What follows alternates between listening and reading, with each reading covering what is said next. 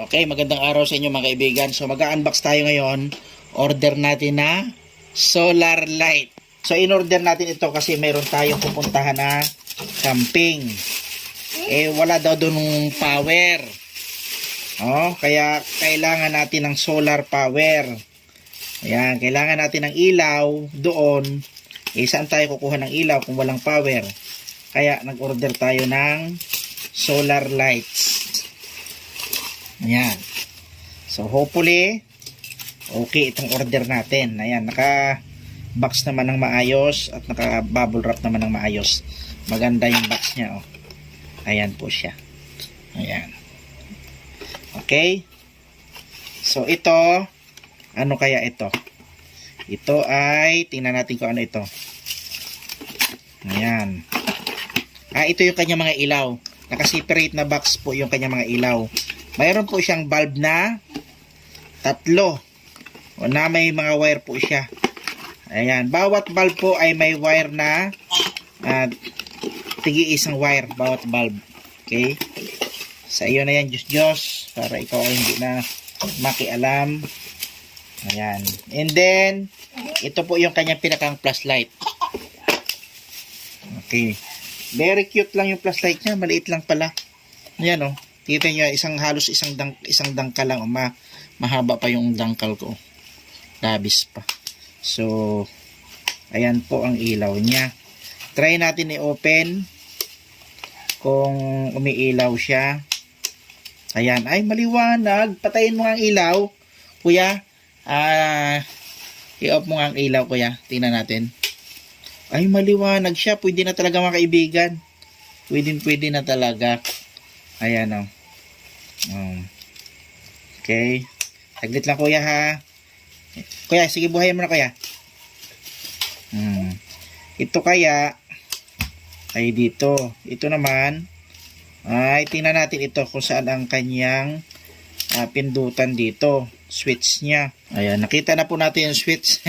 ito pala yung switch dito sa kwan. Tinakpan lang pala nila para simpre, para hindi ka naman magalaw. Try po natin i-open. Ayan. Ay, maliwanag mga kaibigan. Ayan mga kaibigan. Tingnan nyo. Wait for me. Ayan, Wait for me. Parang motor yan, oh. May high and low. Ito po yung low. Ito yung high, oh. Pag high, dalawa mas malakas. Ayos. Go. Then, ito po yung ating solar panel. Tingnan po natin yung solar panel natin, ha, mga kaibigan.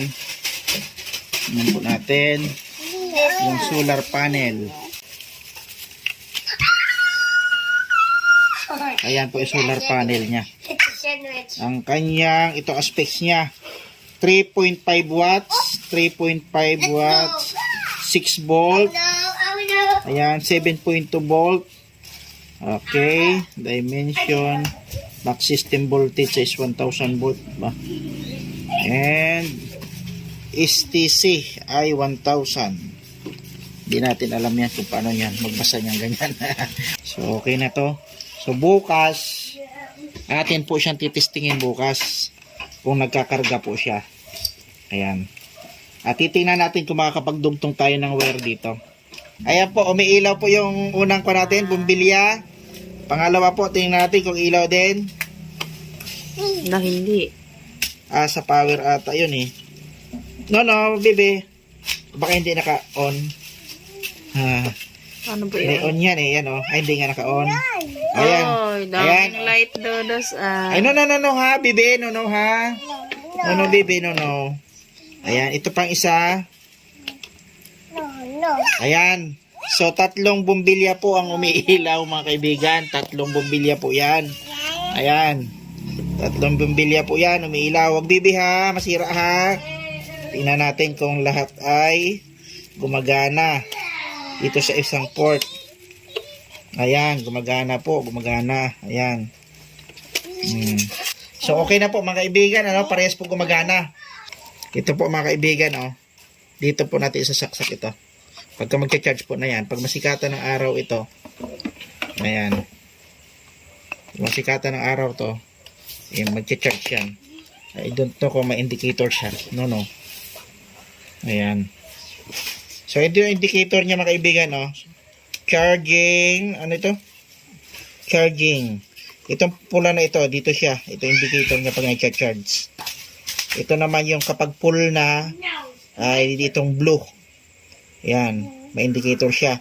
Pag charging ay red, pagka full na, ibig sabihin full charge na, ay iilaw na po itong blue. And then, pag yung power po, katulad niyan, naka-power po siya, ay naka-green. Pag i-off po natin yan, mamamatay po yan. Pag i-on natin, buhay na ulit. Okay, so ngayon, susubukan po natin ngayon na mag-charge. So ito ang isa sa mga maganda dito mga kaibigan. Hindi lang tayo may ilaw sa ating camping, sa mga walang kuryente na lugar. Makakapag-charge din tayo ng cellphone dito. Katulad nga nito, 5 volt. Di ba 5 volt yung ating cellphone? Ayan. On lang po natin yan. Mali pala. Bilog pala ito. Dito pala tayo. Ito magagamit natin dito. Itong tatlo. Ayan po. Ayan. Kan mo ha. Ayan. Tapos, hanapin natin itong type C. Ito po yung type C. Try po natin ha mga kaibigan. Yan. Ala, nagcha-charge po mga kaibigan. Galing Tingnan mo yung cellphone na kikita nyo po yan mga kaibigan. Charging po yan. Ayun, nagcha-charge po siya. Ayos. So, all in all mga kaibigan, nagpa-function po siya lahat. Ano po? Kaya okay po yan. Nagpa-function po lahat, kaya makakapag-charge tayo.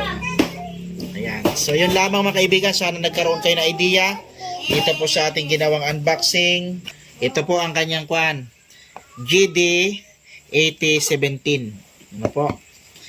Sa mga napapanood ko na vlog, minumodify nila ito. Pero hindi tayo marunong mag-modify. Baka mas lalong masira. Siguro pwede natin i-modify ito kung sakaling suko na yung battery niya, kung matagal na natin nagamit. Para hindi naman, kung sakaling masira, hindi naman tayo lugi. Kasi kung i-modify natin to, hindi naman natin sigurado, hindi natin kabisado, sayang naman yung pagbili natin kung hindi natin pakinabangan to. So, yun lamang po mga kaibigan. Thank you very much.